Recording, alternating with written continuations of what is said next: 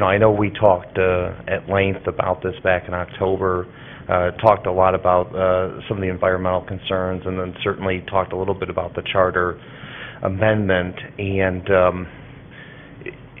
I have probably some of the same questions that some of my colleagues have, but I think at the end of the day, I know that this is a process that we are familiar with as a city. Within the last 10 years, we have interacted with either your company or another company on a very similar process than this. So I don't have, and I know that the state regulates. I know that the state, works with you on this whole process. So I'm not as concerned about that part of the process. So then we got to, and that's to Councilman Rosen's comments, the new charter amendment. And I supported the charter amendment. I voted for the charter amendment. I signed the petition to put it on there. 83% of our residents, I believe, that voted in that election supported it.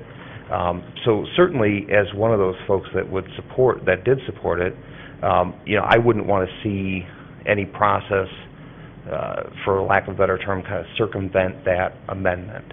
And so when I read John's opinion, and then some of his comments as well, I feel very comfortable that that is not what we are doing in this case, and that's why I do support moving forward at this time. I certainly appreciate the research that Councilman Rosen brought up and some of the concerns that Councilman Yalamachi had. I think at the end of the day, we do have a city attorney for a reason, and that is his area of expertise in terms of defending the city. And so he has looked through this and has determined that in this particular case, we do not have to do a vote of the electorate. Now, there will be other cases where we will have to, and I think it's very important, knowing what these elections cost to run, that we don't just go to the electorate every time there's maybe a gray area, if you will. I think it's pretty clear.